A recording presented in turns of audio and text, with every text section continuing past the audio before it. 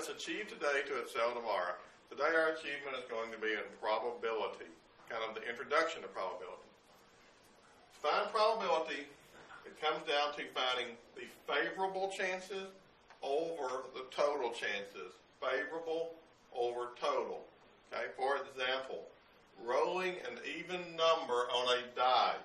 What's our probability of rolling an even number on a die? Well, our favorable chances would be a 2, 4, or a 6. Our total chances is a 1, 2, 3, 4, 5, or 6. So that means we have 3 favorable chances over 6 total chances. In fraction form, we'll always reduce just as we did with fractions.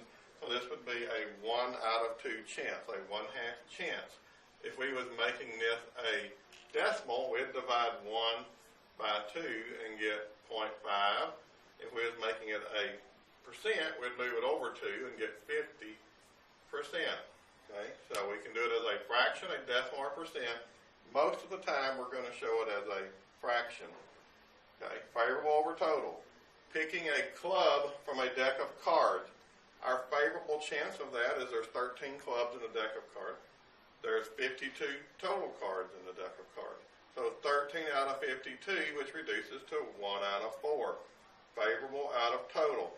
This says if we took a deck of cards and we just drew one out, face down, we just drew one out, 1 out of 4 times, we would probably get a club.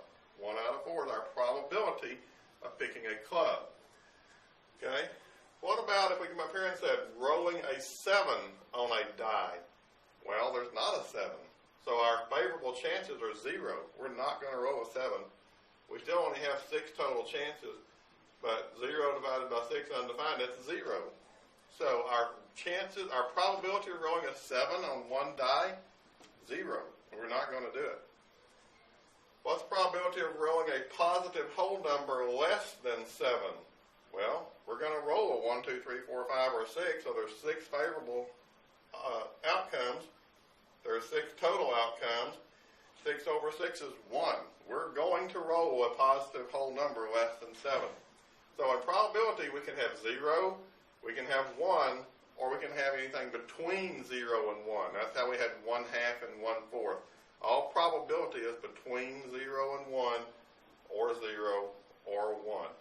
That's what we're going to look at to achieve today and excel tomorrow in probability.